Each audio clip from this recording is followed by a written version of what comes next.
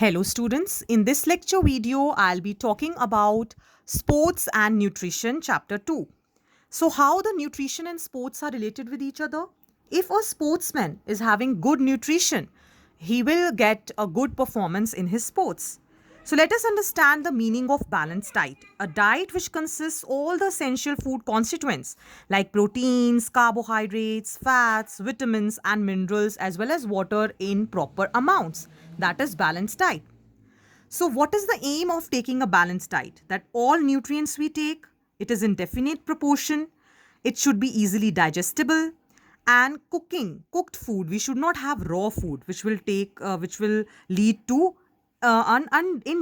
indigestion. Now let us understand what is nutrition. It is the process of taking up the nutrients. There are two types of nutrients, macro and micronutrients. Macronutrients means which are required in large amount, large amount, like carbohydrates, proteins, fats and water. Let us see one by one. Carbohydrates actually contain carbon, hydrogen and oxygen, and these are, you can say, glucose rich molecules, organic compounds like these shown in this figure. Next, let us see the proteins. These are the building blocks which help to repair the broken tissues and also to build our muscles. Then fats, again, these are very much required in our body, which is there in the fast foods, but intake of such saturated fats should be avoided. Only a good cholesterol should be taken up. Then water. Our body is made up of water. We need water for all the biological reactions taking place in our body. So water intake should be high, whether it is summer or winters. Coming to micronutrients means which are required in micro, that is small amounts, like minerals. In minerals also, there are variety, macro minerals which are required in more amount and micro minerals which are required by our body in less amount. So in macro minerals, there is calcium, potassium, sodium, magnesium and phosphorus. Calcium you can obtain by milk, eggs, green leafy vegetables. Potassium again by some fruits like banana, peanuts, green leafy vegetables. Sodium in salt and pickles. Magnesium in rice, meat and whole grains. Phosphorus in again milk and fish. Now coming to micronutrients, iodine. It helps in the development of thyroid gland. You know, this gland helps in the metabolism. So if there is lack of iodine, you will get a swollen neck, or you can say swollen thyroid gland, which can lead to mental retardation and not proper utilization of nutrients. Our metabolism will not be strong. So this we can get by iodized salt, fish and seafood. Next is iron. Iron we obtain by, you can say, meat, dry fruits, egg, which is essential for the building of hemoglobin. Chromium, it helps in the insulin activity, which regulates the glucose level in our body. Copper, again, builds our hemoglobin and found in eggs. Cobalt, it protects from anemia and is found in green leafy vegetables. Next, coming to vitamins. Vitamins are also very essential and it can cause deficiency disorders if we don't take it. So there are two types, fat soluble, which are soluble in fats, and water soluble, vitamins which are soluble in water. So fat soluble vitamins are vitamin A, which can be found in milk products, vitamin D, which is found in sun rays, vitamin E, which is an antioxidant found in green leafy vegetables. Coming to vitamin K, which helps in the clotting of blood and can be found in wheat and meat. Then water soluble vitamins, which are soluble in water. Like vitamin B complex, we have a variety of vitamins, vitamin B1 or thiamine, vitamin B2 or riboflavin, vitamin B3 or niacin, vitamin B5 or pantothenic acid. So all these have a vital role to play in our body. Then for making our skin healthy, we should have vitamin B6, B12. Again, if there is a deficiency, it can cause anemia. Folic acid again helps in the blood formation. So basically these B vitamins help in the blood formation. It helps in regulating our growth. Next is the vitamin C.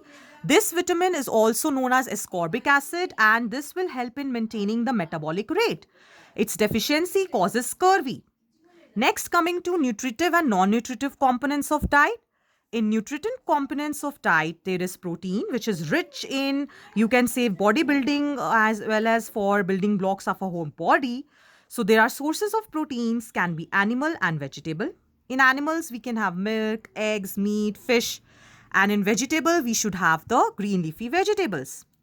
Carbohydrates, that is also required for formation of fats in the body, for maintaining our skin healthy. Different sources are fruits and rice, maize, and jowar. For fats, this is also helping our body in making body soft and smooth, as well as preventing any harm from cold climate. Animal sources include milk, meat, and eggs. Vegetable sources include mustard oil, cottonseed, and coconut. In vitamins, like we have discussed so far, the fat soluble A, D, E, and K, and water soluble B and C. This you should remember, these two categories of vitamins. Here in the book, about these role of all these vitamins is given. In vitamin A, if there is, you can say, deficiency, night blindness will be caused. In vitamin D, it is going to cause, you can say, rickets, which is a disorder of bones. Vitamin E will cause anemia, and vitamin K will, if deficiency is there, it will also cause anemia. Then these are the water soluble, which we have already covered in the previous, you can say, page also. So same.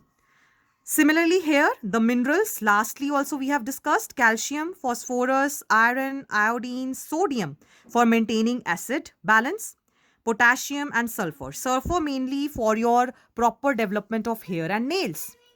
Let us look at the non-nutritive components like fiber. We need fiber, okay? Without that, our digestion will not be proper.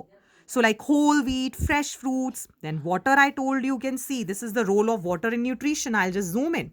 So if a question comes on this, you can draw this pie chart and show that how water is essential for us, for our development. Then there are color compounds, flavor compounds, and plant compounds, which are very much required.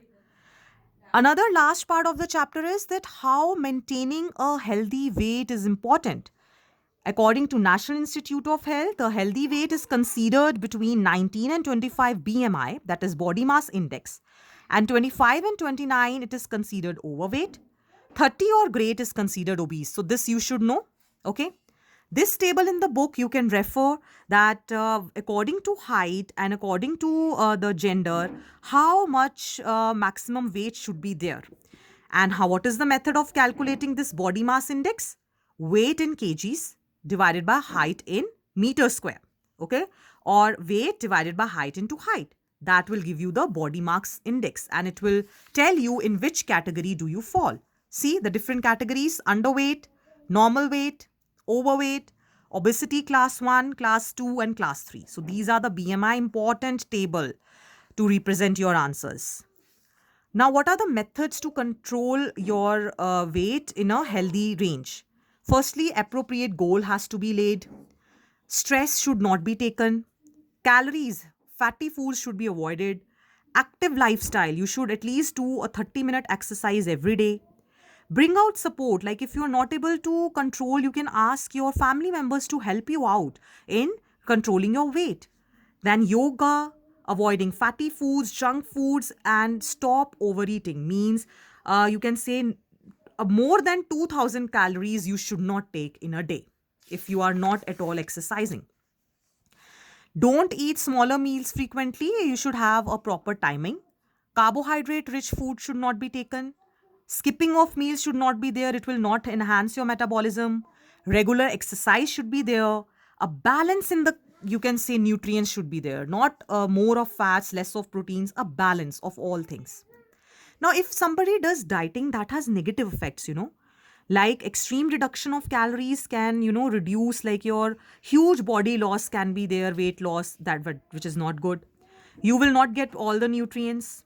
Then metabolism will not be strong if you skip meals.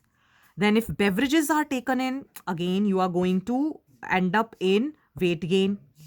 Don't underestimate the categories and always look at the intake of labeled foods. You should always look at if you're having a packet of bhujia or chips, see the calories which are written on it. Then not exercising, you should exercise, okay? Now, food intolerance, that is, if somebody has an allergy and cannot digest. What are the symptoms? Nausea, stomach pain, and you should manage that food intolerance. You should see that what are the food myths. Like potatoes make you fat, it's not like this. Fat free products, eggs, drinking water, then don't take milk after fish. So these are certain myths. Starve yourself to lose weight, no need. Exercise will make you eat more, it is a myth. Means these are the false things which are there, you should take into consideration.